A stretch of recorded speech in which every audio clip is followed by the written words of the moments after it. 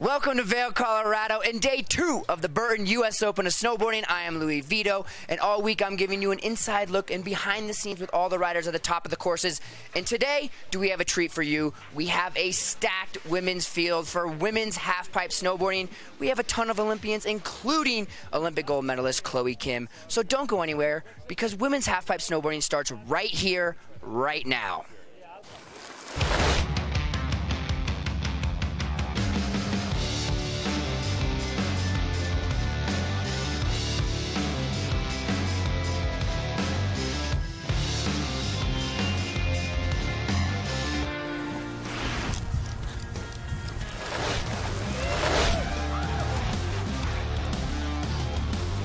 It is a beautiful day in the neighborhood. Ladies and gentlemen, you are looking at 600 feet of super pipe joy at 8,000 feet live from Vail, Colorado at the grandfather of them all, the 2019 Burton US Open of snowboarding. Welcome to day 2, and we are going to have some fun in the super pipe. Sal Masekela here, and I am joined to my right by 8-time US Open champ, Kelly Clark. Welcome.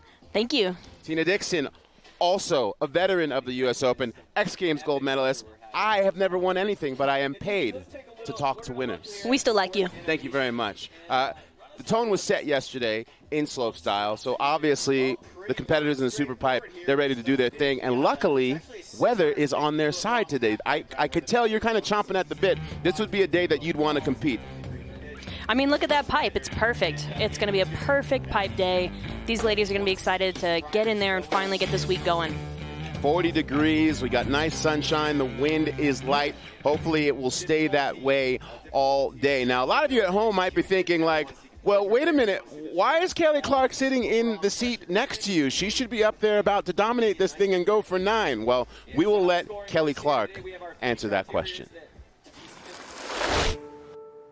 To do what I do requires all of me, all of my heart, and all of my mind. Kelly Clark, another gold medal. For 20 years, competition has been the place to push myself, to see what I'm capable of and what's possible.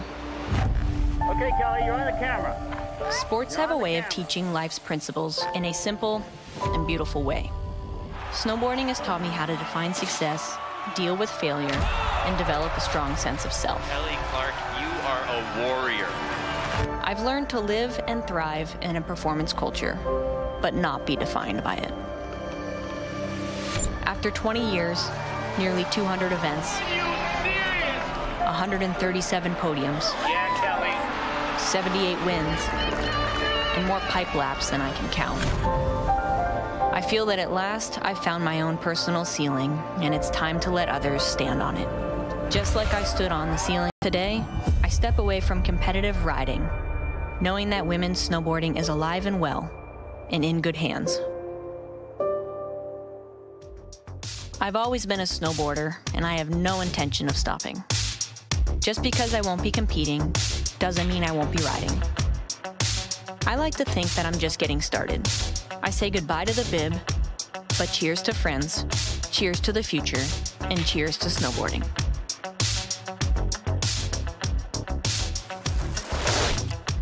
Having been witness to your early runs when you were just a teenager and being able to be along for the ride for these two decades, it is an honor to have you in this chair next to us. The most dominant competitor, male or female, in this sport. And I'm just so proud of you that you were able to make this choice for yourself and not get kicked out by the sport. Yeah, I don't think a lot of athletes get to do that. I was incredibly grateful to make that decision, and I didn't expect to be so comfortable being part of the competition scene so quickly after. All right, well, welcome to your rookie season as an announcer. Let's get to this here in the semifinals and take a look at our women's field that you know very, very, very well.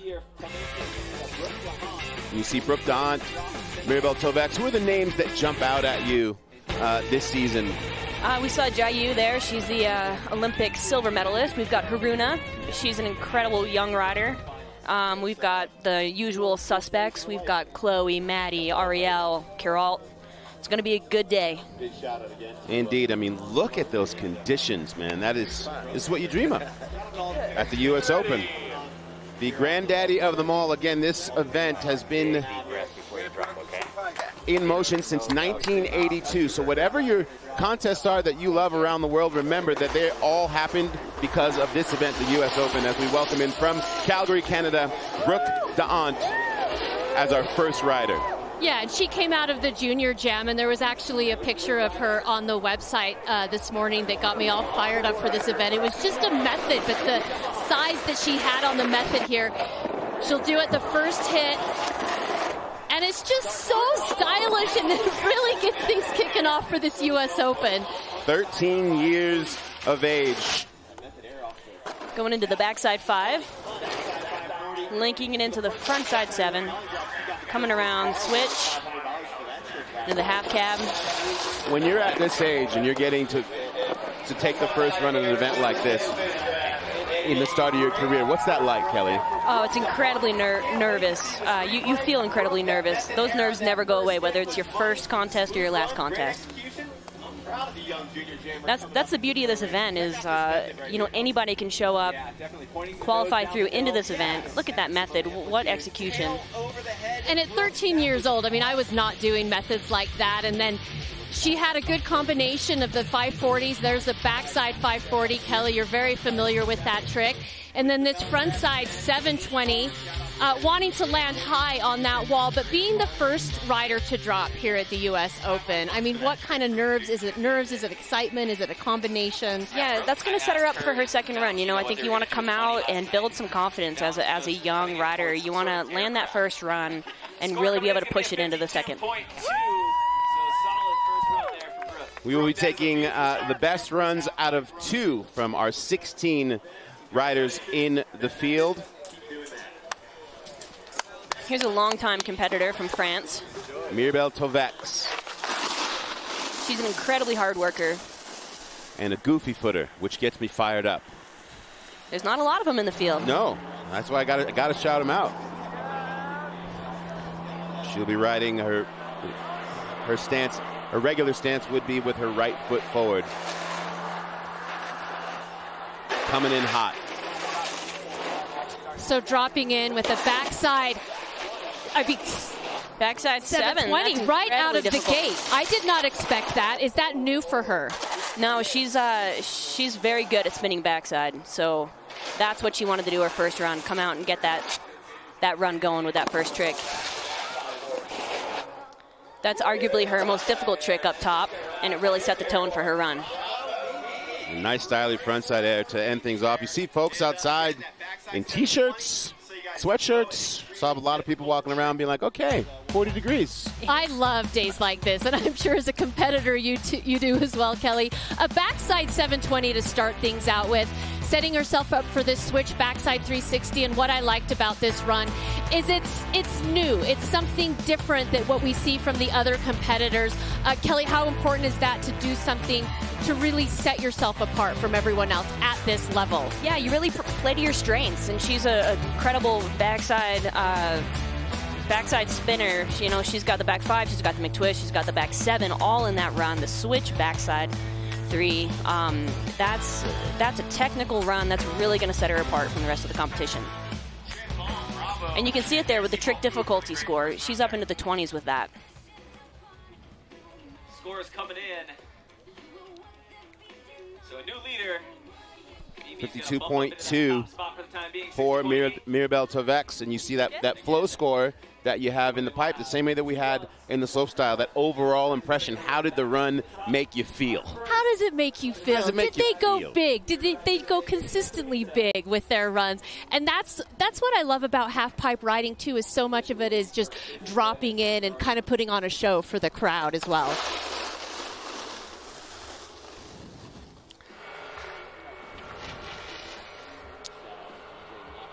Next up from Miyako, Japan, is Sena Tomita. And the Japanese have come on so strong this year. She's one of 5 Japanese competitors. And look at the size of that frontside 900 right out of the gate, and combining it with the backside 540. I mean, that's the way you get a contest going. And then a 720 there into another cab 720. So looking very strong for her. And I'll tell you what, she is the third competitor to go. And I'm curious to see how the judges reward this, because the field, there's so much talent in this field. We still have the favorites towards the end, like a Chloe Kim, Queralt Castellet. But take a look at the size of this front side 900.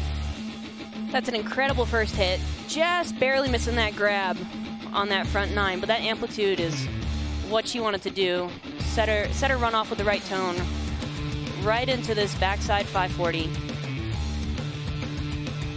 I really like the access on this front 7 here. It's great execution. Yeah, sort of that off access, gives it an extra style. Up into the cap spin here.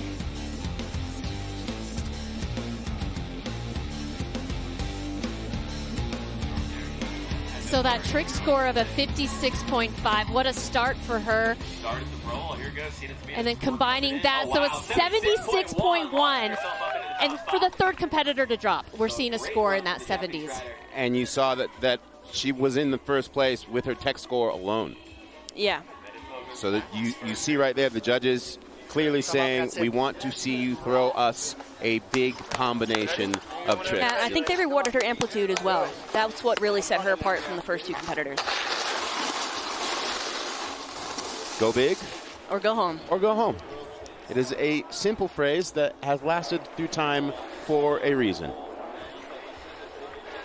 So Elizabeth Hosking now dropping in, 17 years old, out of Canada.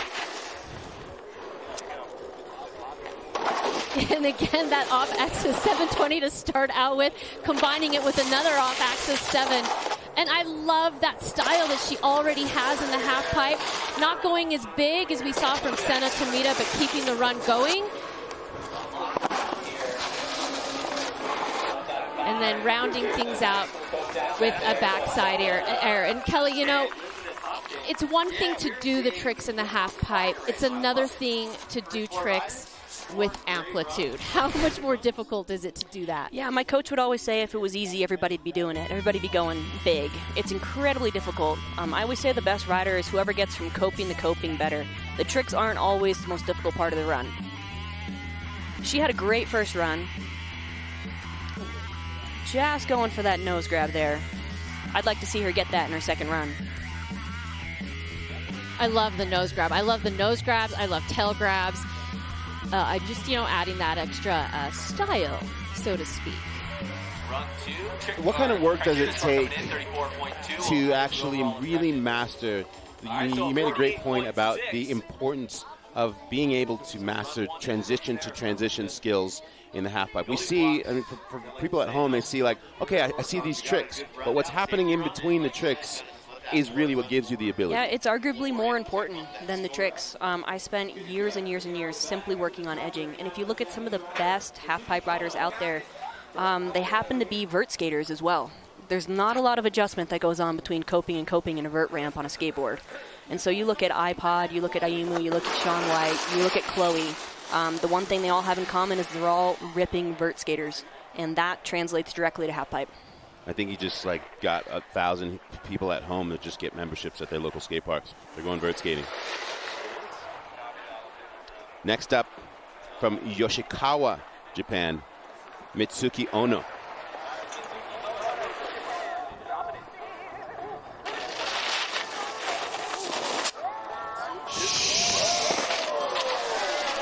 Full send.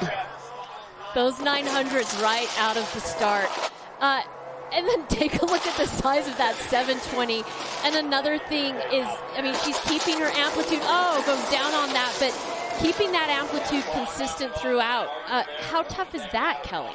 Like, it's one thing to go big on one trick or two tricks, but to continue going big throughout. Yeah, a lot of the women will do their hard tricks up top because they know they can carry speed for it. They can get those 9s, they can get those 10s around, but it's great when you see people carry that amplitude all the way down their run.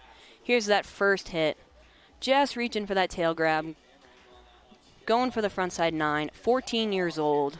What a good start for her. She's going to be looking to land her second run. Look at this amplitude. Going that big at the age of 14. She's not the biggest competitor in the field, but she goes pretty big. Goes pretty big, just comes up a little bit too close to the coping there. Not getting that rotation all the way around. We talked about that skill from transition to transition, but then there's that really hard part that is the commitment to actually send it above the coping, and that's a mental choice. Yeah, very much so. We'll check in with Louis up top of the tent first. Good morning, sir. What's going on, you guys? We're having fun. Just down here with Kelly Clark and Tina Dixon. Oh, I'm jealous, but I have a whole tent full of the women riders. It's a pretty good vibe up here. Everyone's just chilling, enjoying. The sun's outside, so some people are outside, some are inside. We're just watching the runs, and it's a pretty exciting contest so far. Well, just like yesterday, the semifinals really just like final A. It's not like people are like, oh, I'm going to save my tricks for later on. You don't really have that option anymore at this level of competition, Kelly. That's right. Here comes your Olympic silver medalist, dropping in, going huge. I love watching her ride in that frontside 900. She just, again, has that style and adds that height above the wall. And I don't see her that often in contests anymore. I see her now at just very select events. Yeah, I think she's been taking this year post-Olympics to really enjoy snowboarding, really find that passion again. She's been living over in Breck, training, working on her riding. We saw some great new additions here that she's been working on. Look at that method to start things off for Liu Jiayu. Who doesn't love that? That's a trick that never gets old when executed properly. Right into the frontside 9, carrying speed out of that. Frontside 720. I like this. Watch this cab 7, hawk and flip-esque. Coming around, back to regular. She's going to be happy with that run. Liu Jiayu from Hegang City, China. Trailblazer for this next massive movement that's coming out of China. Is going to be the overall criteria score. She is not afraid. So a 67.8. And that score bump her up for Liu Jiayu will put her in second place. Again, we're taking our top 6 riders, best run, best score of the 2 runs from each competitor. Yeah, it looks like the judges were really rewarding the amplitude. And if she can maintain that height throughout her whole second run, she's going to really bump up there in her score. Let's get this back. Next up, Carlsbad, California. You know I like saying that, Tina. You do. You got a special place Brock in your heart Crouch, for that. Carlsbad, Tessa Maud, Carlsbad, Sal Masekela, Carlsbad, California. Carlsbad High School? Snowboarding mecca.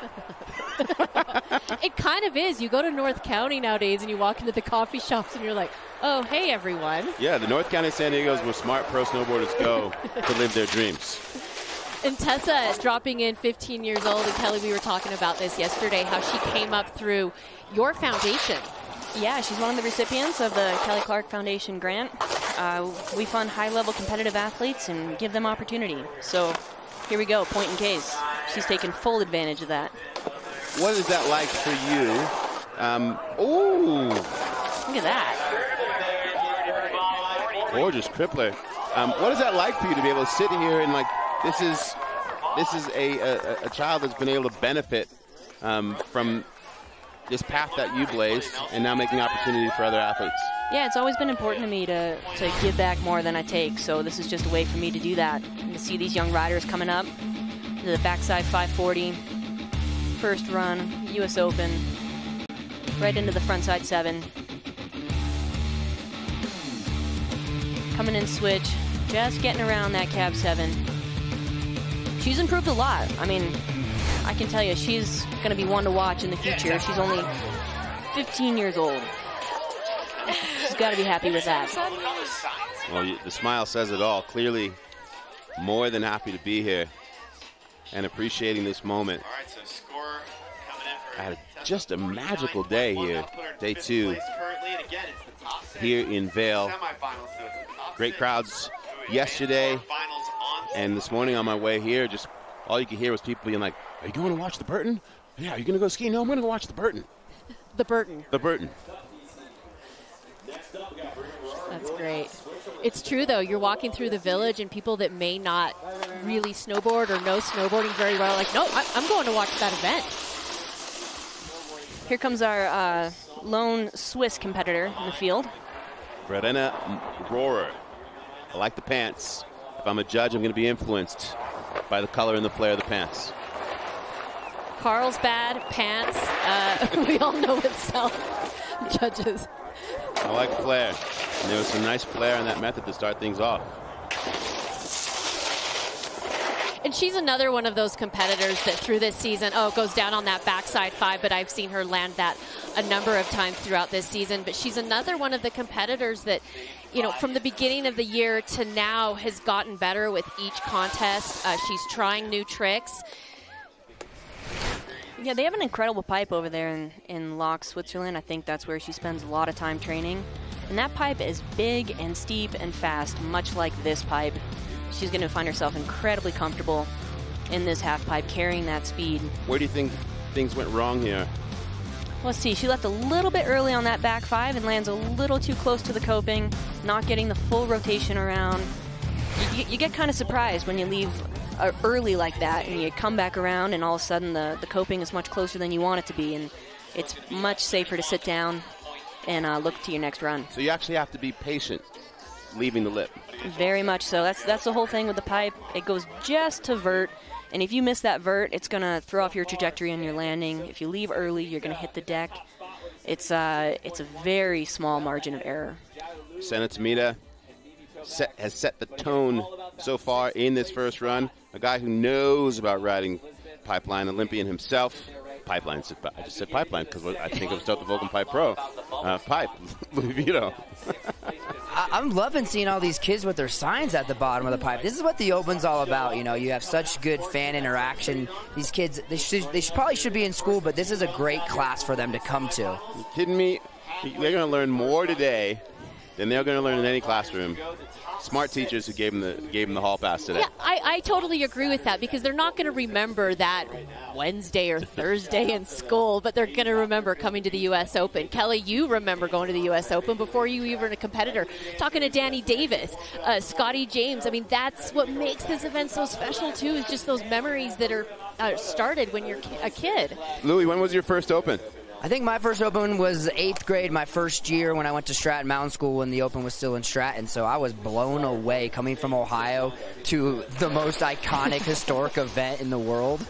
You want to call this Haruna Matsumoto run? I would love to. I love watching Haruna ride, and you know, she's been really riding a lot this winter, and I've seen a lot of progression in her riding. So I'm expecting a pretty solid run right here. So Haruna's a regular footed rider, left foot forward. Dropping in from left to right. Right here, the first hit. Starting off with a nice frontside air. Right into the backside 540. You know, there's such a strong Japanese feel in the Japanese team. Right there's a frontside 9. Just over-rotating a little bit, but still able to hold on. And there's that inverted frontside 720, landing clean. You know, half-pipe's so dependent on landing high on the wall, landing clean, and generating speed to your next hit. So little bobbles can really affect that next hit. And as you guys said earlier, the judges are really rewarding amplitude. So that was a solid run. I'm looking for her to come back and clean it up a little bit. Well done, Louis. And Kelly, Louis basically saying the same thing that you did. Like, it's all what's happening between the walls. Yeah, very much so. Starting off with a big straight air. Trying to maintain that speed, that amplitude into the back 5. She's a very good frontside spin expert. She has a front 9, she has a front 10. Did you have a preference? Spinning frontside or backside? Frontside was always kind of my preference. I like being able to see it. I like being able to charge it and go from there. To that point, you know, everyone's got their preferences as we wait for the score from Haruna. Nice tech score, trick difficulty being the they really liked her execution. Yeah. 69.8, that'll bump her up into second place. And with room to move, that's looking like a solid movement for her heading into her second run, and she likes her place right now. You said you preferred frontside spins. That said, what kind of extra work did you have to put in to those spins that were not your favorites?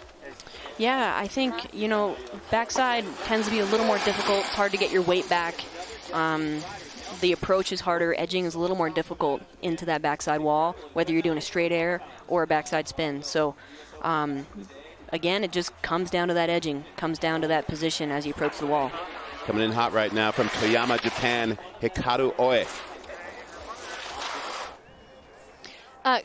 Going back to that conversation again, but when you're coming around on a frontside spin like this versus a backside spin, is it easier to spot the landing on that? It depends on how much the rotation is. On the front 7, you can see the last part of the rotation, where if you look at a front 5 or a front 9, it is a blind landing.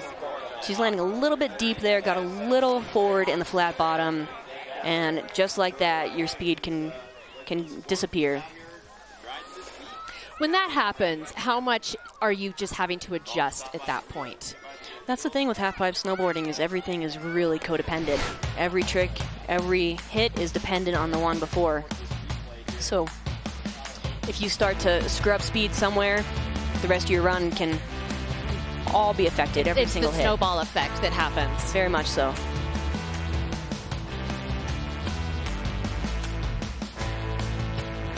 So a series of 540s. She got technical down in the bottom half of the run. It's a nice front 7 that she had there. And this is where I think she had a little bit of trouble. She went a little straight up the wall, and it slowed down her rotation a little bit, popped her to the flat a little bit. She lost the speed that she needed. Somehow able to make that hawk and flip come around and land on her board.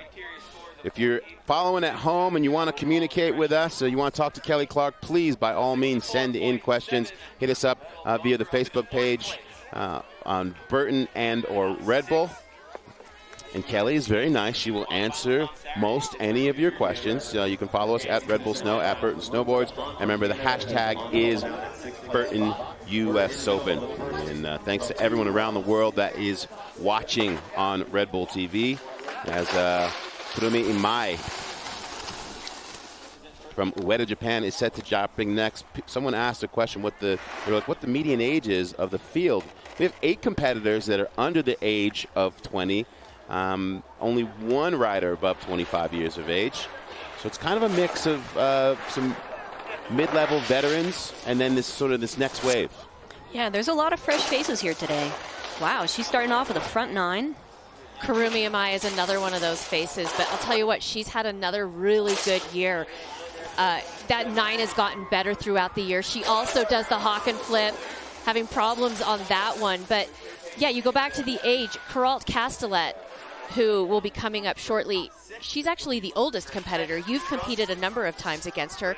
And what's interesting is I actually think Queralt is having one of the best years I've seen her have. Yeah, I agree. She's had an incredible season. It's nice not to be the oldest competitor anymore, I can tell you that much. And there's all these young, fresh faces chomping at the bit. So I love that about women's snowboarding, is the younger generation pushes the older generation and the sport progresses.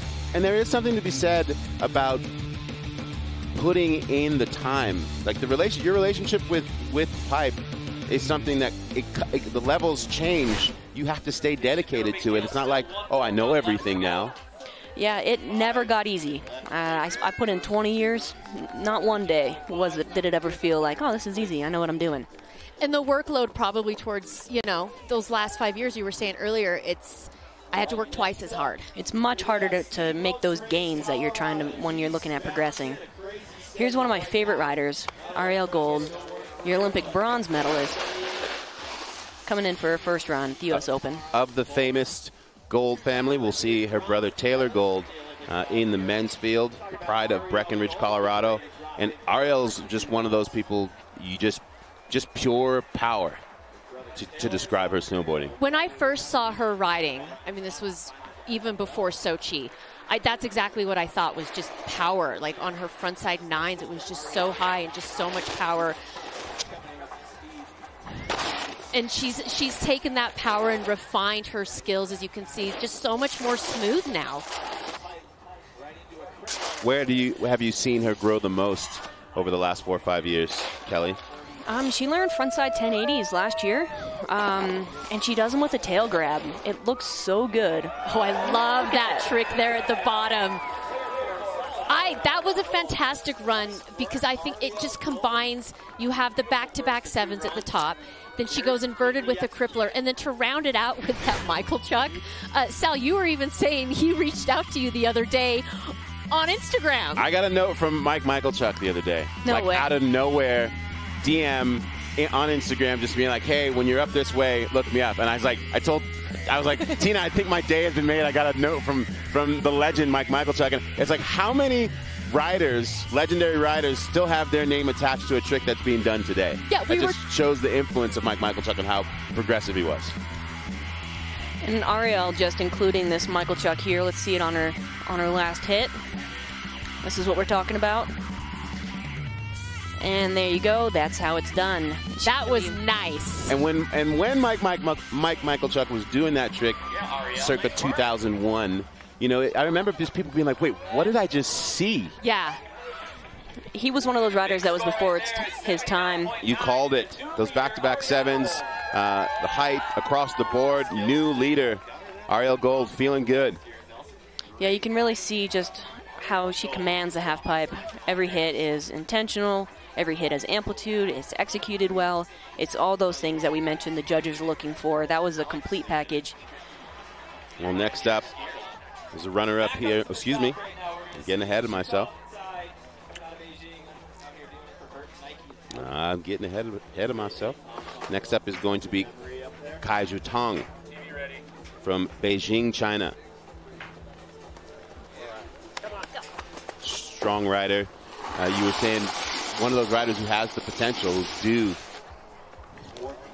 When you watch her ride, just watch her style. She's sort of got that compact, very low, stylish riding in between the walls. She goes for that air to fakie too, which not a lot of women do, and I just like the style that she adds to that trick. See, low, and then she pops into that 540, and then into the backside 540, and here's where she typically goes, air to fakie, and then into the cab 720. And Kelly, I've watched her do these, and that last 180, she seems to just be lacking a little bit. Yeah, it comes from your snap, really. You've really got to commit to landing on that other edge when you come around. You want to get your head around, you want to get your shoulders around, commit to that landing and charge towards the next wall. And she's a great half-pipe rider. She's fantastic, and that, I think, is just her one weakness, is that 720, getting around on that cab 7. And starts out with that big frontside 540. Yeah, heading into her backside wall. Nice backside 540. And here's that air to fakie we were talking about. You see her board going sideways there a little bit. She's controlling her speed into that trick. It's a difficult trick. Yeah, drifting down that pipe. Backwards, blind. But see how she's just a little bit in the back on that one. And if there's one weakness really from Cai Xuetong, it would be that. But overall, and it's semifinals. She's got a lot more in the bag. She can add to that. And, you know, that goes back to the strategy, too, that happens in a semifinals. Crack up into that top 6. 65.1. So that'll put her into 5th. Well, we're taking 6, and if it ended right now, Cai Xuetong would be in the dance, but plenty more riders to go, plus our second runs. And we'll look to see how she builds on that. Well, here she is, young Maddie Mastro, runner-up at this event last year.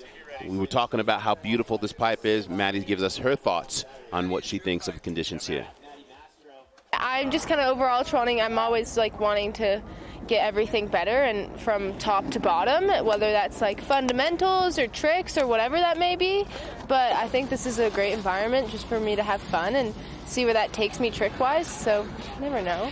Maybe we'll have to watch, see what I do, that type of thing. Maddie Mastro, who's from Mammoth Mountain, probably been riding a lot of powder this season in between training. start things off with this big, beautiful method.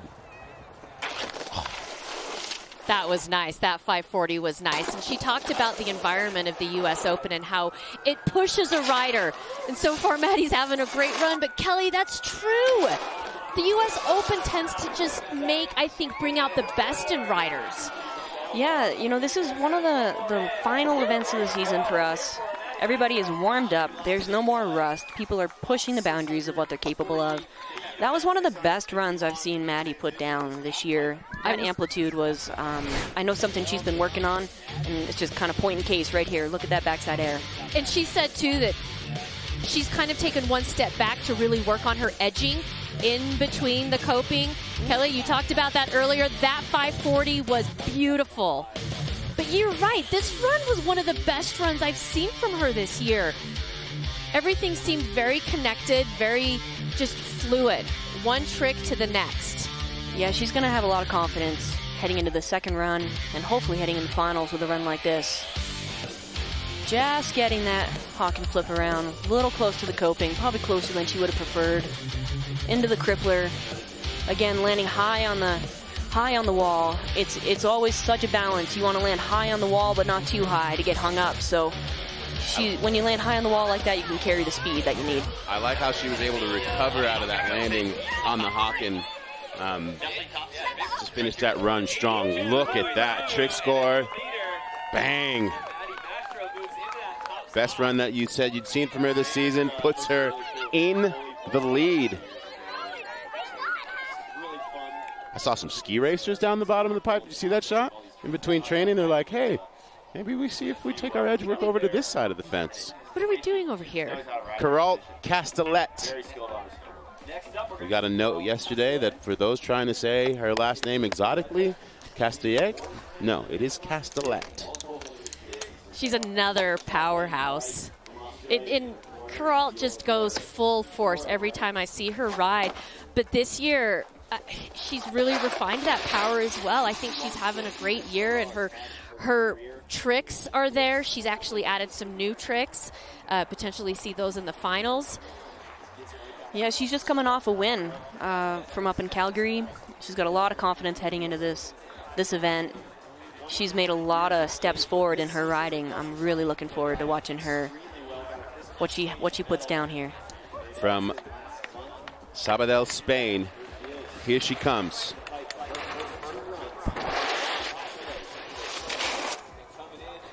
Oh, goes for the backside air to start out with into a frontside 900. And then combines it with the backside 540, sits down on that. Oh, we'll look to see what happened, but that seemed like a trick that she's just had in the back, the backside 540. Yeah, that's one of her greatest strengths. She looks like she just got a little bit behind. She got a little bit caught behind, didn't get the snap and initiation. Let's get another look at her run here, starting off with a huge backside air. And so you referenced her win in Calgary. She started out with a backside 540 on that first hit. So she changed up her line a little bit. Here's where she throws the backside 540. Oh, this is actually the 900. Another look at that. And then she combines this with the 540. Let's see what went wrong here. Looks like she just slipped up the wall. Didn't get the setup that she needed. Didn't get the pop. She's like, wait, I can do those in my sleep. So Castellet will have to leave it all in her second run. Well, there's been lots of talk about this next competitor because she's the most dominant name presently in the sport. You ask anyone in America who a snowboarder to name, and they're going to probably say Chloe Kim's name first. Obviously, Olympic gold medalist, but not just resting on her laurels, looking to continue to progress, and has been working very hard on her double corks. Flipping twice, and I don't even know what's happening. When I'm doing the trick, I don't know where I am or what's happening. So, yeah, it's like throw it as hard as you can and just pray for the best. Well, Kelly, you spent a lot of time with Chloe Kim. You know what she's capable of. I know you guys did a powder trip this year. She's definitely wearing the weight of this new responsibility and fame well. And last night we were talking, you said she's not concerned with that. She just wants to progress and be the best rider she can possibly be. Yeah, that's what I love about Chloe's riding, is she's always pushing herself to be better, regardless of what other people are doing.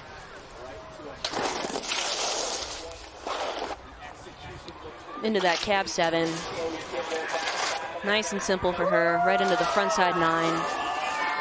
Hopefully we see the McTwist. Here we go. Like butter. So smooth.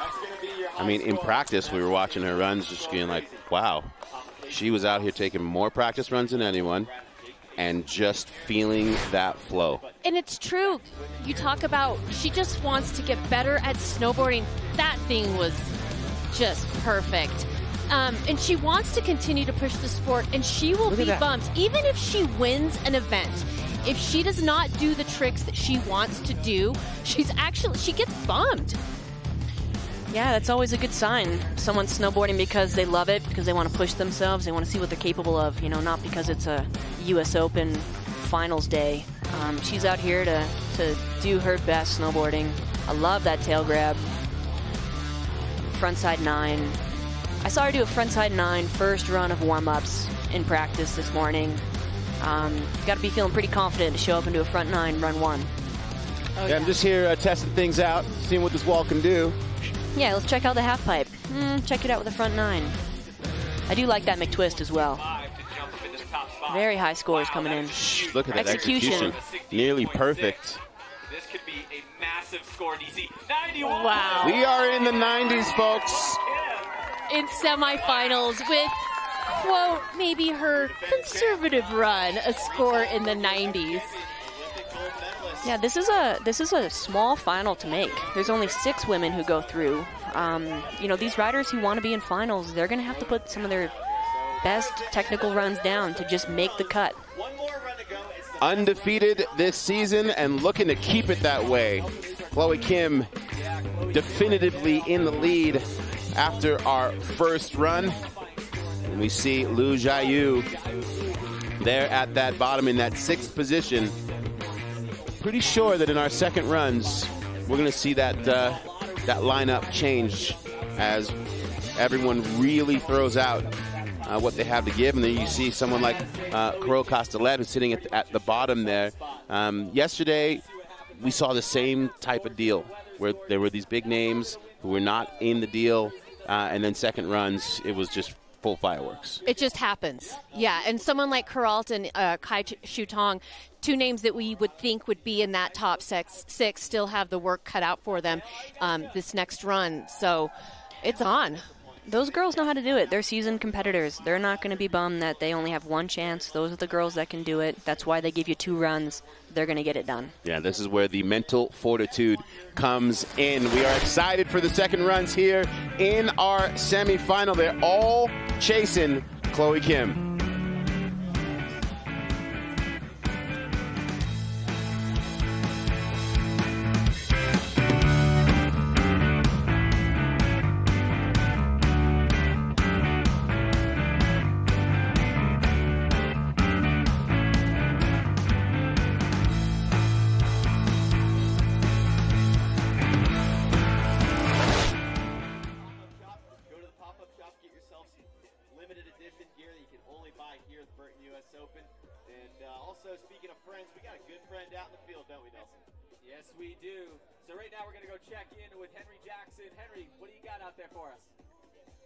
Well, ladies and gentlemen, I have got an incredible amount of energy locked into this VIP zone. Look at all these little critters down there. How are we doing, guys? I'm Bob. This is my friend Bob. How's it going, Bob? I'm Bob. Now, Bob, it looks like you need to wash your hands. What's going on here, Bob? I don't know. I'm Bob. Well done, Bob. What's your name, sir? Berto. Berto. Now, who's your favorite rider here today? First one, that's always the best answer. The winner. This guy knows who his favorite is. Who's your favorite rider? Chloe Kim. Kelly and Chloe Kim. Kelly Clark will be here as well. So, where are you lot from?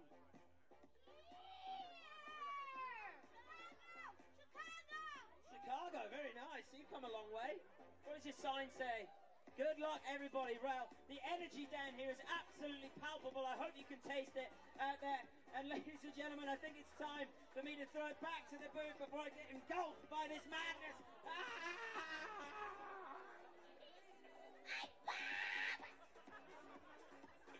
All right. Thank you, Henry Jackson, checking in with the crew down there, including Bob up in the mix. So thanks, everyone, again for coming out and joining us. Public service announcement, if you have not done so. Welcome back to the 2019 Burton US Open. We are live under beautiful skies in Vail, Colorado. An exciting first run in the women's semifinals. And we're sent them back up to the top as we get ready for run number 2. Nice day to be out riding your snowboard today. Yeah. Watching people. Sal's been getting after it this week. I got a couple of laps in there, you know. But my primary job is to sit here and flap my gums. This is a little bit different. I'm usually out there riding my snowboard right now, Kelly, but I'm thoroughly enjoying this. Been, though. You said that you were riding the pipe yesterday. Yes. On the recon mission, getting the scoop for us. Yes, I've been training for my pipe poaching come finals day. Exactly. We expect that from you. Folks watching from around the world, and we asked for questions for Kelly, and they're sending them in. Here's an interesting one. Kelly, our daughter is 6 years old and is already an amazing snowboarder. What would be the best way that we can go about encouraging her as parents to help develop her snowboarding and set her up for success? You know, snowboarding's all about having fun, figuring out, you know, what aspect of snowboarding she enjoys most, and giving her opportunity. You know, I think when you give kids opportunity, it's amazing. Sky's the limit for them. Create opportunities for her to get on the hill as much as possible. And don't live vicariously through your children and be that really bad Little League snowboard parent. What he said. It's the worst. Yep. Judging. We just saw a classic example of why our judges need to be actual snowboarders. We have 8 men and women inside a booth right next to us that have been here since early this morning, getting things dialed. And in Chloe Kim's run, we were able to see that scale jump into the 90s. As we take a look at what the scale is, explain how that affected their score for her run. Yeah, so Chloe's run was so well scored because she really brought every aspect to the table of what the judges were looking at. She had the amplitude. She had the trick difficulty. You know, we saw her spinning every which way. There's 4 directions you can spin. She spun 3 of those. She landed high on the wall. She executed her grabs well. You really, it's not a one trick wins it all. It's a well-rounded half-pipe run, and that's what she did. And she did everything that you said with full flow. Like it just all looked connected and easy. That's what she does, is she drops into the half-pipe, and it's like she just kind of, I'm going to make this look smooth and create this masterpiece. Just like the person next to us, Kelly Clark, did for 20 years and still does. Back up to the top with Brooke D'hondt, 13 years of age, first time in the Open, won the Junior Jam, and the win is her already being here, but she actually showed us that she's capable. She has some real technical tricks. She landed her first run. She's going to get all the nerves out there, and let's see, dropping into her second run here, that backside air. Frontside 540. Getting her technical combinations into the backside 540, carrying speed into the front 7, just getting it around, taking her line down the pipe to get her speed back.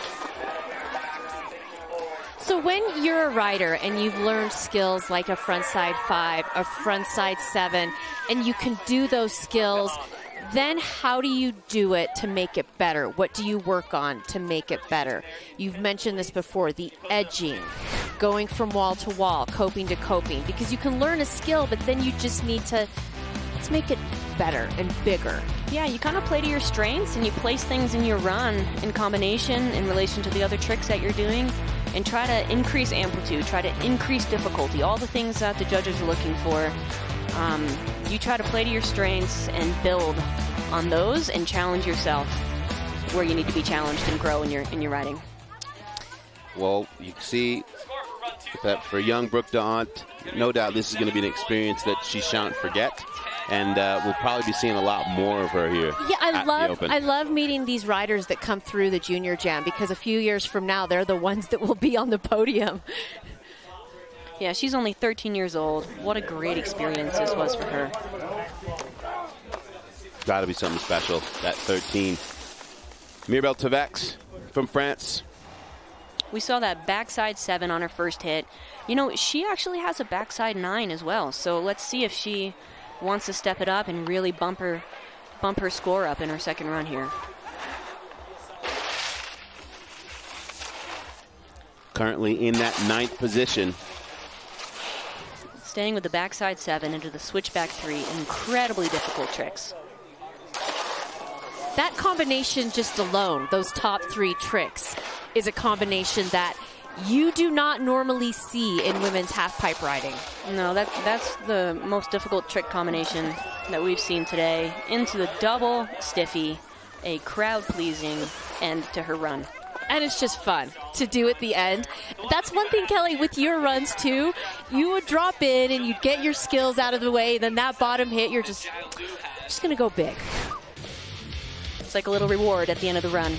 So starts things off with a backside 720, as you said, incredibly difficult and complex, and just a very technical combination, this top one, the backside 720 into the 3, and then it sets herself up for this McTwist.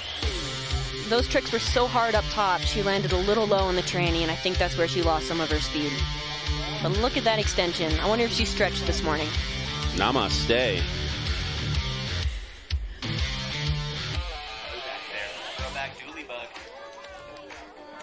Great riding for Mimi. And unfortunately will not be enough. Improves a bit, but not enough to get into the dance. And Louis has made his way from the tent into the sunshine. How's it going down there, bud? Oh, I just came down to the finished corral, and you know, the best part about it is you really feel the energy. You got the music going, the fans, and it is so beautiful. I'm like almost sweating. It's so sunny out here. We'll get you some sunblock. I think we got them around. At the same time, why don't you dance with us here with Sena Tomita. Sena Tomita put down a nice first run, I got to say that. And you know, another thing is she has a younger sister that I saw riding earlier this winter that was riding just as good as Sena was. And I was like, oh my gosh, this lineage is just too strong. So here she comes dropping into that front side wall. And there's that front side 900. Looking like she got the grab a little bit better this run already. Right into that backside 5, holding on. Just such good style and so smooth riding across from wall to wall, which the judges are looking for. There's that cab 720. And frontside 5 melon. One more hit to finish the run. Right into that backside air.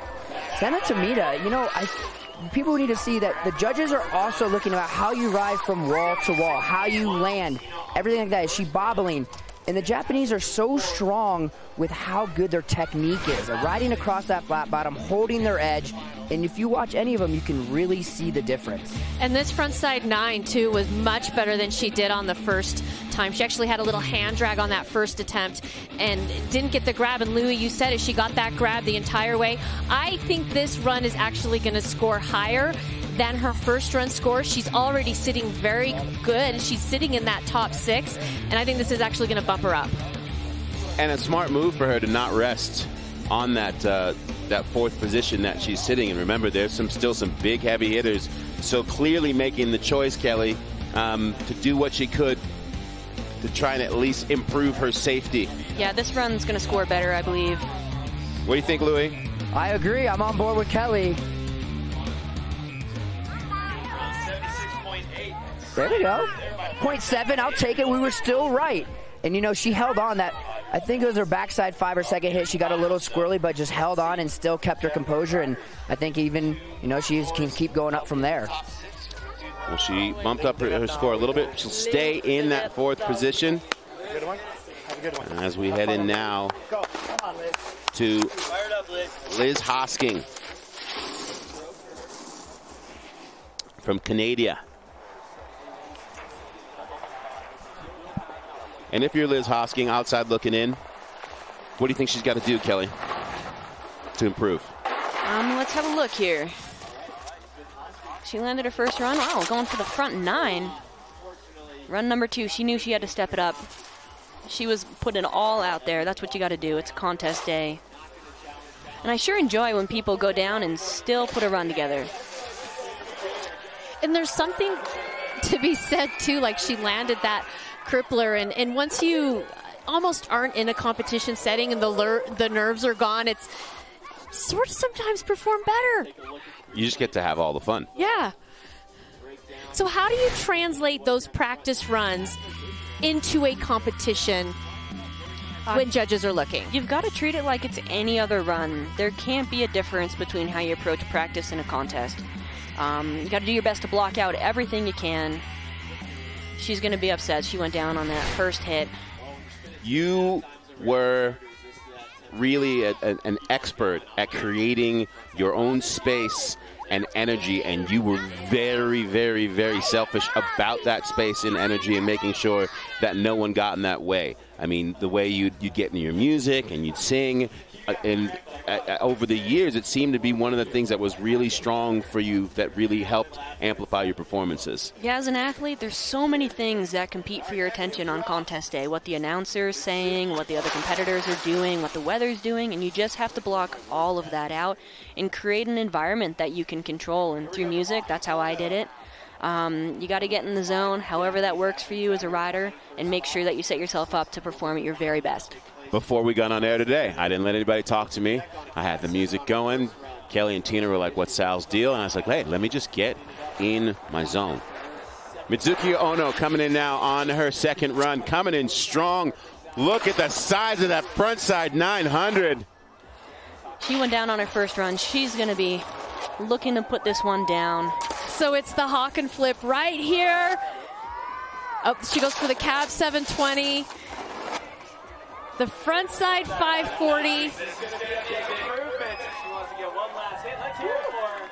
So much, much better. That's the run she was looking to put down. It'll be interesting to see how the judges score that. Starting off with a huge front 9. This thing was great. Look at the size of that and the tail grab. I love that tail grab she gets. She lost a little bit of speed as she made her way down the pipe here. Nothing was quite as big as that front 9. The amplitude judges are really going to take that into account because they're looking for consistency. They're looking for every hit to be the same, and they're looking for every hit to be big. So the score right now, the 67.87, that's Liu Jiayu. She's sitting in that 6th place. Big improvement coming our way. Yeah, and there's a number of riders who have yet to put down a run. Let's see where they put her. 14 years old and improved mightily. Jumps into that fifth position, and Jiayu Liu moves out. That frontside 9 is paying dividends for her, and Jiayu is going to be forced to look to her second run to improve, which I know she can. And she's up right now. What's it like now when you're that bubble person, and your fate is really literally in your hands? You know, a lot of the time I would actually have my coaches not tell me. You know, I don't need that extra pressure up top. I came here to do a run, and I'm going to do it regardless of what position I'm in. That's so smart. Because you don't need the last second. I mean, you know, that girl just dropped right before her. And so when you get bumped out right before, you're already strapped in. You don't need that getting in your headspace. Yeah, I couldn't imagine that would be a fun thing to hear. Big backside air.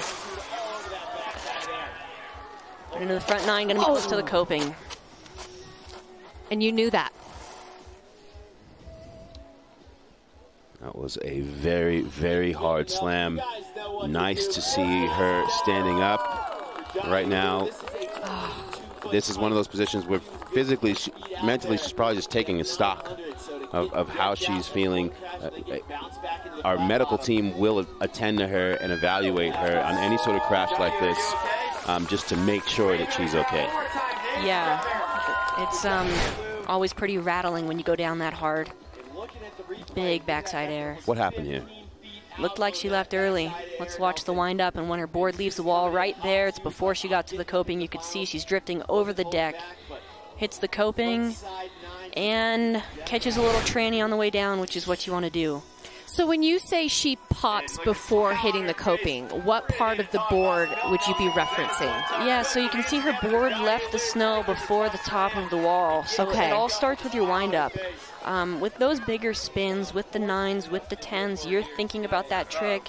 You're getting ready for that trick, and as you get ready, it's easy to wind up early. And she wound up early, and as you go, you leave the wall early if you wind up early, and that's just what happened there. Somehow Liu Jiayu was smiling after that heavy impact, so that's good to see. As we see Tessa Maud and Maddie Mastro having a little positivity. It's nice to see two competitors. Yeah, they're friends from Mammoth. Being hyped for each other. And the Mammoth bonds run deep.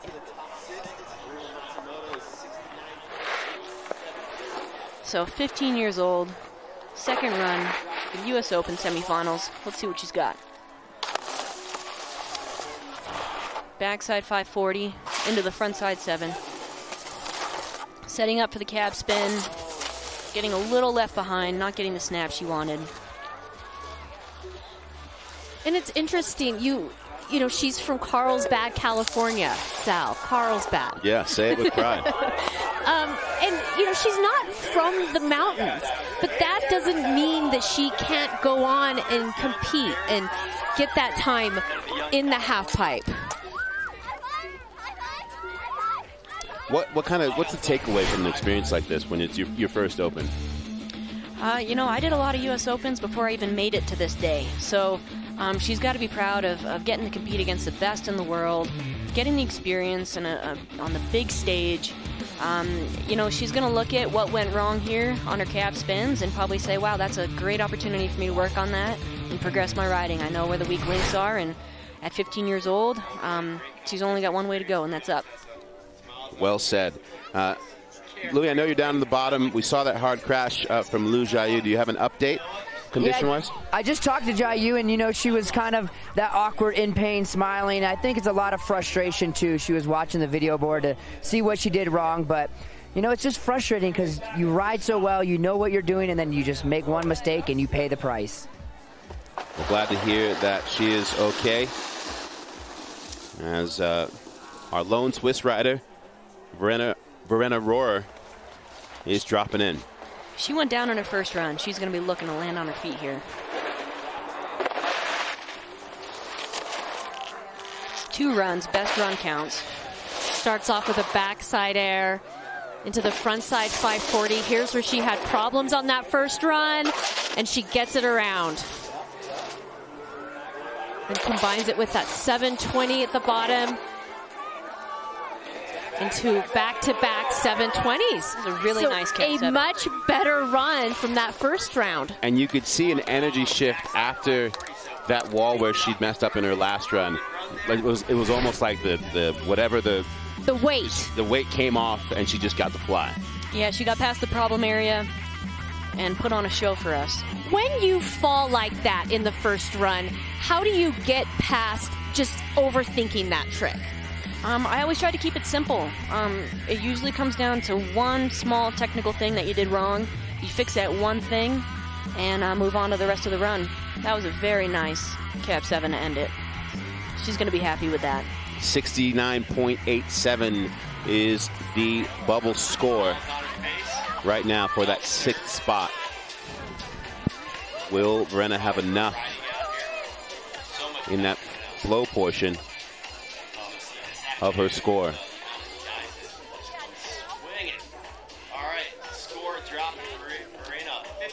Not enough, but did improve her situation and bumps herself up into 11th place, which we said yesterday, like, hey, that's 11th out of all the best snowboarders in the world. Here's our leaderboard. Again, Chloe Kim and Maddie Mastro up there in the excellent range. Arielle Gold still has more left in the tank, could easily bump them. And still some big names there in the bottom half of this draw as we get into this back half of the second runs that could shake up these the top spots. And when you're in that situation where you're low to the cut line. What's that mental like, just having to sit and watch? Qualifiers, semifinals are always more stressful than finals. You know, there's a hard stop for you to get to ride another day.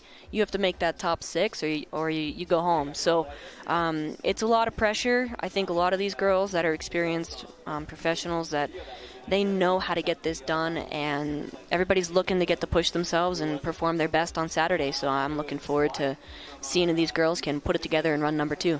And it's not just the women today. We also have the men. Just like yesterday, we had 96 runs of snowboarding in slopestyle. We got 96 runs of super pipe for you today. So make sure you clear your schedule. If you're at work, you know, just make it look like you're doing stuff that's productive for the company. But keep your laptop or your phone off to the side there and stay with us. And if you get in trouble, we'll pray for you. You know, I love doing that too. Like I'll be out working, and I actually will put on a surf contest, and I'm just gonna leave it on all day. Put on a snowboard contest, leave it on all day. Boss comes in the cubicle. What's going on in here? I heard some cheering. I'm working on my numbers, my rotations. So Haruna Matsumoto is now on that bubble spot, sitting in that 6th place position right now, wanting to improve on that score.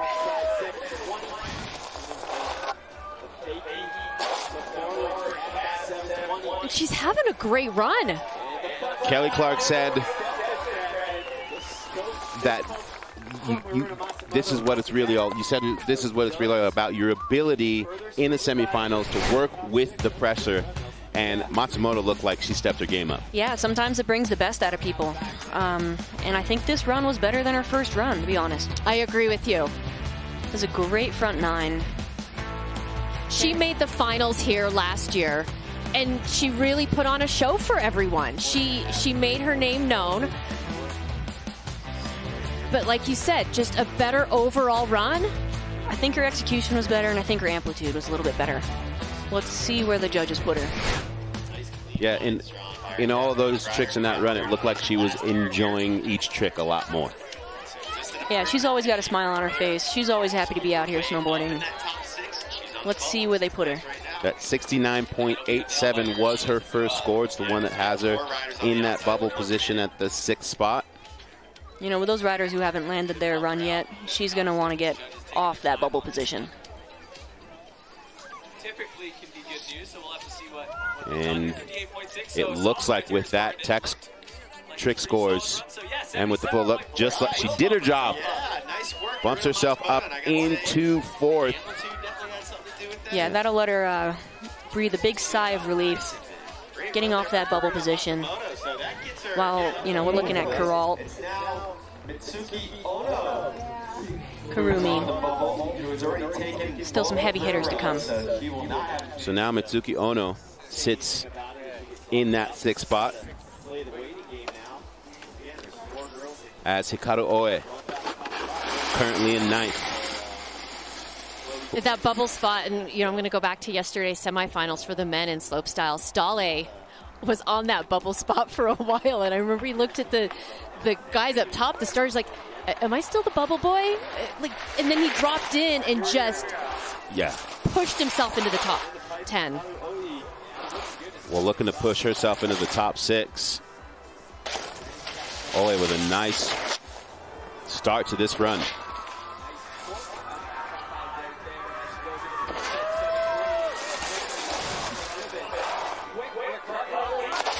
Just putting her hand down on that front 7. Not going to be the run she was looking for. There was a time when you could put a hand down in a run and still have enough to show to make a case to get into a final. Those days don't really exist anymore. No, those days are long gone. Nice start, though. Big, beautiful backside eye to start this thing off. You know, it's looking like to bump into those top positions to make finals. The difficulty of tricks that we're seeing is almost a mandatory front 9, and the girls who don't have that as a part of their run, it's a very difficult cut to make without those technical tricks. Gone are the days when you could do back-to-back 5s and back-to-back 7s and make a final as well. No, that ended about 10 years ago. We got people watching from all over the world. Dean Vincent from Umhlanga Rocks in South Africa. Thank you for checking in. Let's see someone from Cannes, France, Paris, Athens, Greece. Louis, what do you got? I got a question for Kelly from Lawrence. What is your favorite U.S. Open memory? My favorite U.S. Open memory is my first win in 2002. I grew up watching the U.S. Open, and I never in my wildest dreams thought I'd ever be standing on top of the podium, and that'll forever be one of my greatest moments in my career. And then you said, you know what, this feels good. I'm going to do it 7 more times. Yes, that's where I went from there. But the first was always the best. That's awesome. You had a great 2002 year that year, I would say. X Games, Olympics, U.S. Open. I should have quit then. Here comes let's call some runs here. A little backside 5. Got a little stuck on that first trick. Lost a little bit of speed. Frontside 7 into the cab. 720, just missing the grab, but holding on. It's the name of the game. Get to the top to the bottom. And the last hit to finish it off. A little method air. Kurumi Imai. You know, Sal, her brother's actually an amazing snowboarder, too. You know, you see so many siblings out here, and especially these women who have older brothers, they just grow up riding the mountain with them, and you can see them really wear off on each other.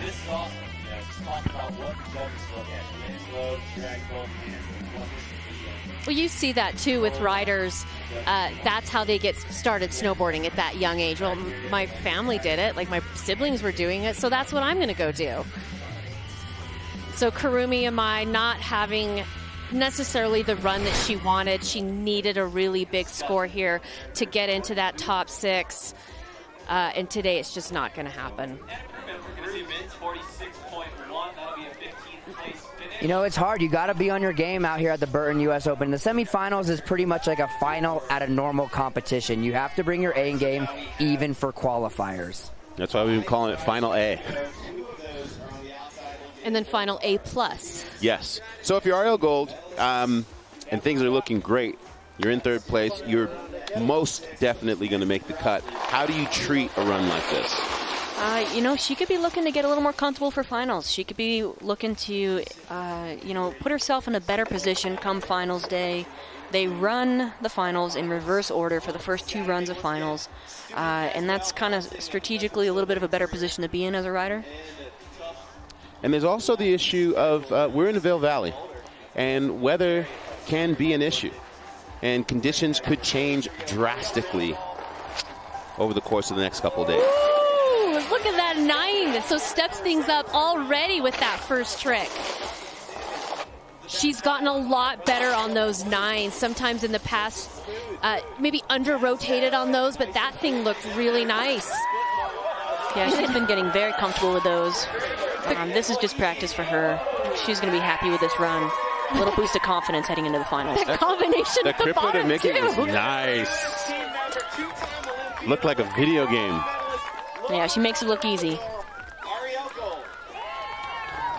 Tenacious. This front side 9, she added the tail grab. And what I liked about that was her landing on that. Yeah, that's the execution that the judges are looking for. Getting the grab, landing solid, no hands, no edge change when she lands, no extra snow flying. Ooh, and this is something that a lot of riders just wish they could do, that crippler into the Michael Chuck. The Michael Chuck. What a good ender.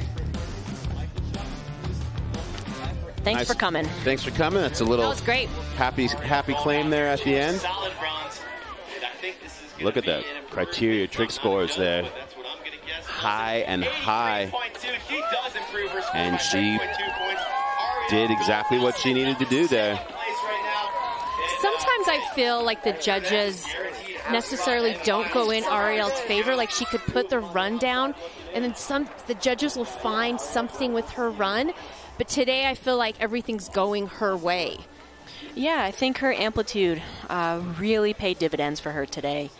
She's always got the tricks. It's just a matter if she can carry enough speed. And this pipe is fast. It's big. It makes it easy for the riders. They don't have to think about their tricks. They don't have to think about going fast. They can just focus on the tricks. As we wait for Cai Xuetong, who would like to get into that 6th position, currently sitting in 8th. And she absolutely has the ability to do it.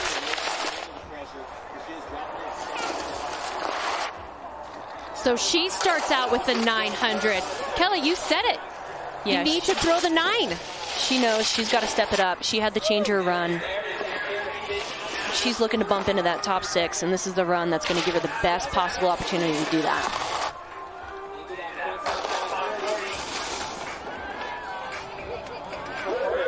That was a much better performance, much better run. You know, I think sometimes when you add in those big tricks, it makes the rest of the run flow better. You know, once you get going and do that front 9, you could see it made her air to fakie flow better. She carried more speed throughout the whole run, made everything improve. What a fantastic start. She lands high on the wall with that 900. She grabs the entire way, links it with the backside 540. She still does the air to fakie that we know her. Ooh. And it looked like in this run that air to fakie set her up way better for the bottom half of this run. And this cab 720, I felt like she got it around much better. Those shoulders, like you were saying earlier, Kelly, and then with the front side 540 and still having the amplitude there at the bottom of the pipe that the judges want to see, and then finishing off with just a fun method. Yeah, so we talk about how, you know, it's almost a mandatory 900 to get into the finals, but then she's got something that no one else has. She has that air to fakie. It's going to show up in that trick difficulty score and hopefully give her the edge that she's looking for. Criteria score 56.1, waiting for that overall impression. Nice score in high trick difficulty and execution. If that flow score has even a little bit of that, she's got a good chance of making a case. Well, that run definitely had a lot of flow. And that overall impression, how did it make you feel? I felt good. You saw her. She gave herself a little clap in the bottom coming across. I felt good. She felt good. She's still dancing. See if these guys felt good. Yeah. There you see 8 men and women. They were here early this morning. And again, like they just sit and talk. They're watching practice. They're getting a feel for how the riders are riding, and really they try to get as in tune as possible with what they're seeing, so that they can do the best possible job. Oh yeah, I mean that is not an easy job, and they just spend 24 hours a day thinking about it. Well, here we go, DC. Let's see, where does her score come in? A 75.8, and that will sneak her into 6th. Yeah. Ooh. Puts her right at 6. With Queralt Castellet coming up. So she can rest only for a moment, and she'll have to wait to watch Queralt. It's not even a rest. It just goes from like one different type of stress to a whole nother. Like, that was a great run. I'm almost there. I'm almost there. Within 10 minutes, we should... No. Now it looks like the light is changing for these last few riders. A little bit of cloud cover. That's why we have the dye in the pipe. Hopefully visibility does not become an issue. When the visibility changes mid contest, like from run to run, how does that affect you? It doesn't seem to be affecting Maddie very much with that big frontside 5. That's always a crowd pleaser. She put down a good first run. She can relax. Ooh, that landing was a lot better, though. Yeah, she's not landing quite as dangerously close to the coping. A little bit more confident heading into that Hawken. A little cleaner landing. She's going to be happy with that. But, you know, when the conditions change from practice to the contest run, that is when it gets extremely difficult.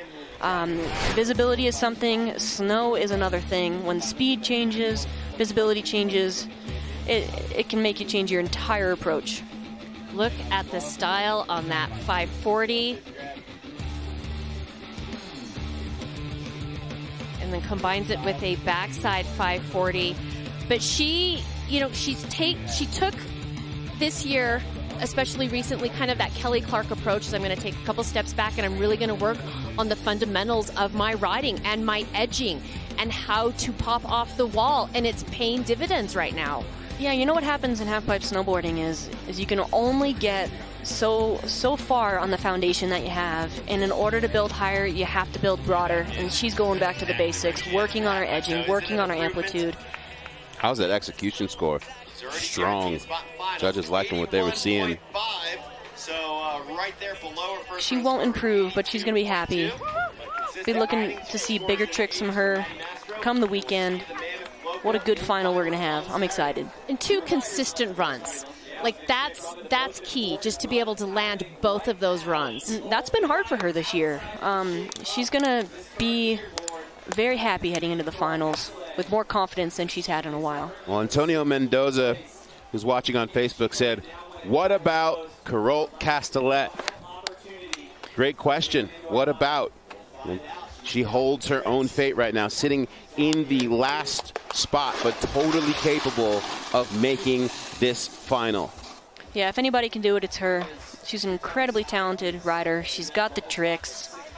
And it was an uncharacteristic bobble that she had on a back 5. She can do those in her sleep, like you mentioned, Sal. So she can push that first run from the memory, hit the reset button, and do what she knows how to do.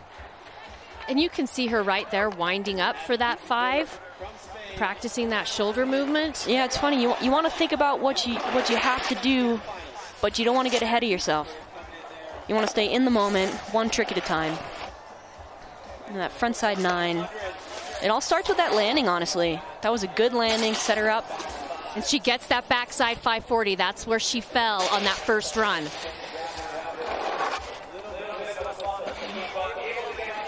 So she lost a bit of speed on that cab 7.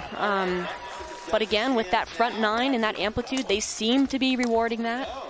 The combination of her first 3 hits, I think, are going to be the biggest strengths in her run here, with that amplitude of that backside air. Now this is where things start to go right for her. That's a giant frontside 900, and so the backside 540, Kelly, this is where she fell on the first run. Yeah, she got a better line on that landing from that 9, set her up into that back 5.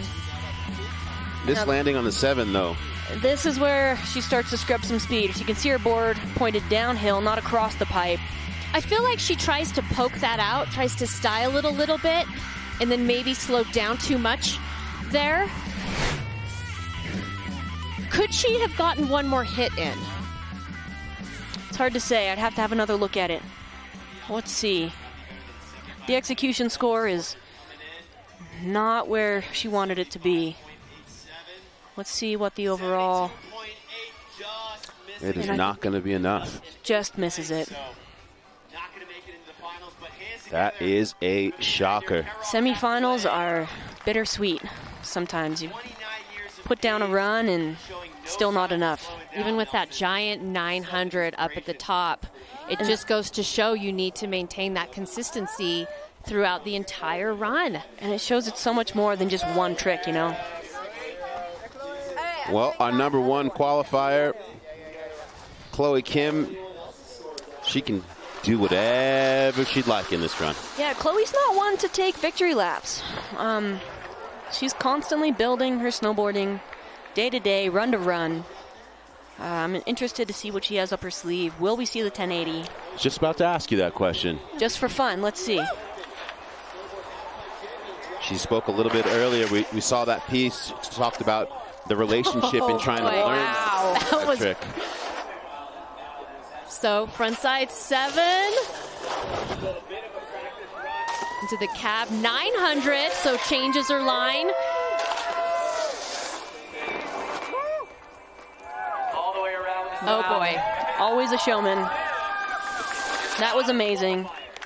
And he even did a sort of a newer trick for her that I haven't seen much, that switch backside 540 at the bottom. Incredibly difficult trick. You know, she's lining up with that cab 9. You know what that means. We're looking at back-to-back 10s come Saturday. She's warming up for the big cab spins, and this was my favorite moment. Tweaking out that backside air. And this is These are the moments that when you leave a U.S. Open, you talk about. Just burned in your memory. I love Yeah. that. And so this is just a setup trick. She's thinking about that cab 9 right now. So when you say she's going to go 1080, does she warm up with the 9 to just kind of get that rotation going? Yeah, cab 10s are incredibly difficult, so why no one does them for the ladies. And that switchback side 540, yeah, I haven't seen that from her. She has a switchback 3 that she's been doing. The switchback 5, incredibly difficult. It's so hard to describe how difficult it is. It's like writing an essay with your left hand. As a left-handed person, that puts me in a good, solid position.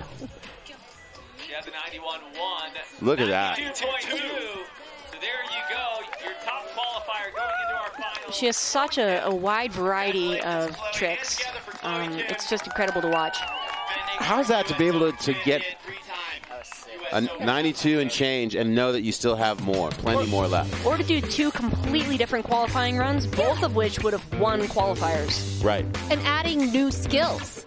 And that's what keeps it exciting for the judges. You know, they know that she's got a wide variety of tricks in her bag.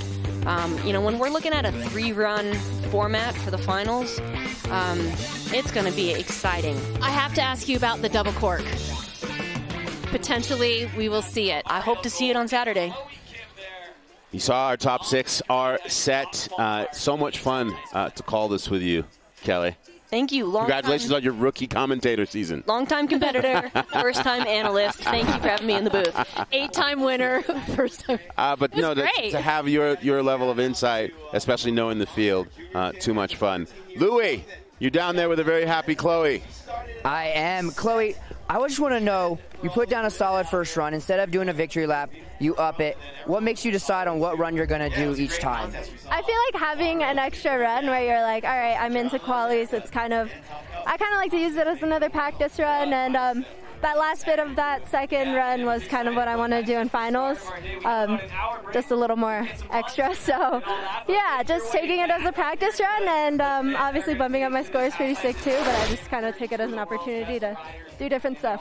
I know your ankle's been bothering you a little bit. How did it feel today in the half pipe? You know, the crazy thing is, it doesn't hurt when I ride, but when I'm like back in my room and walking, I'm in so much pain, I just have to like sit on the couch all day. So I'll be doing that in 30 minutes. Well, maybe just keep riding, but that was amazing showing today. We look forward to seeing you in the final, and good luck. Thank you. Thank you, Louie. And how about that? With an ankle injury to boot. You didn't hold back in run 2. Yeah, that's what sets the good riders apart, is they can get it done no matter what the circumstances are that day. How do you compartmentalize when you know that you're injured and put that aside? You know, you got a long off season. It's a 30-second half pipe run. You know, you can get the job done pretty much under any circumstance.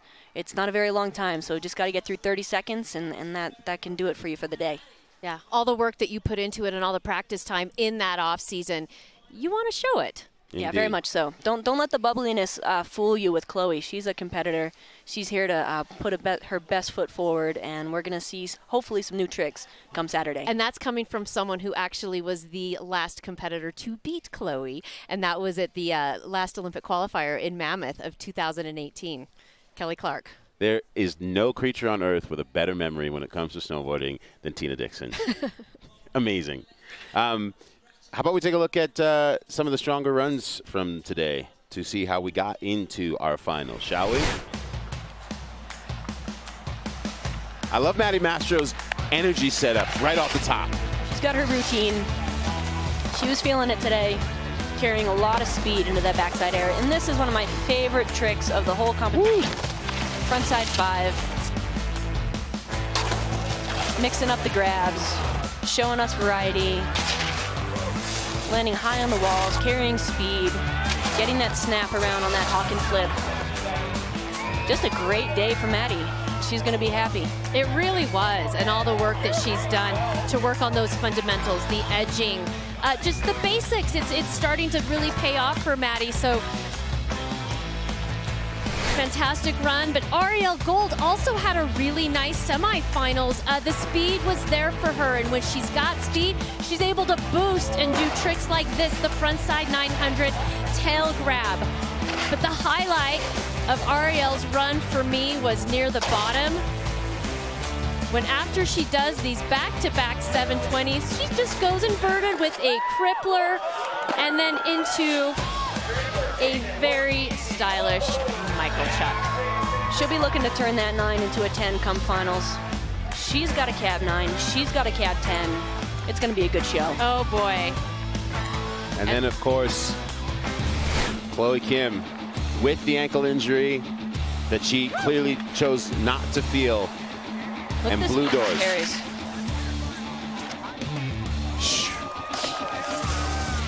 And Chloe Kim doing 2 different runs to get into the finals. And there's a lot more that Chloe Kim can do. Here she does a switch backside 540, something new for her. And Kelly, she has landed that double cork 1080 in practice. With 3 runs in the final, there's a potential to see that in a competition run the first time ever. Yeah, Chloe's no one to take a victory lap. If she comes out on finals day and puts down the run that she wants to do, she's going to push it. I love how she said, oh, it's just an opportunity for me to go and do some more snowboarding and see what I can do. That's what's so great about contests, is you get to see what you built. There you see Chloe Kim, Arielle Gold, Maddie Mastro, Matsumoto, Tomita, and Cai Xuetong are top 6 in what was a really heated semifinal that felt a lot more finalish than a semi.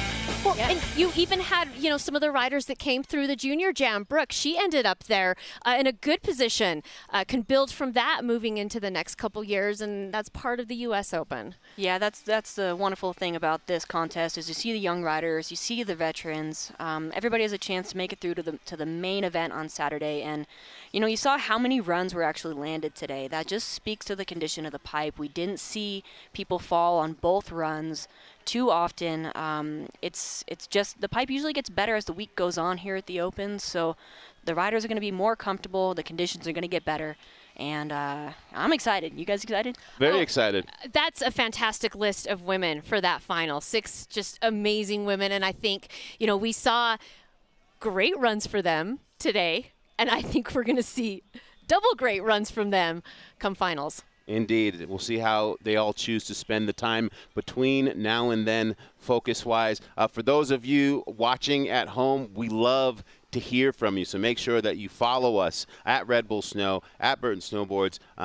Hit us up. The hashtag is Burton US Open, and we love all the questions and overall opinions that you've been giving on Facebook. So please continue to do that. And, of course, we're not done today. There's plenty more of the men coming up later, and if you've liked what you've seen so far today, well, this is kind of what we do. Tune in to Red Bull TV for more winter sports content, the latest live events, and the best snowboarding films and shows from the world's top athletes. You get the inside views, the best adventures. Tune into our winter channel and enjoy the season of snow only on Red Bull TV. Kelly Clark, once again, your rookie season, strong. Thank you. Thank you. I didn't know I would enjoy being part of the U.S. Open in this capacity, but I had a great morning with you guys. Thanks for having me. And you haven't even shown us what you got yet. That's what's exciting.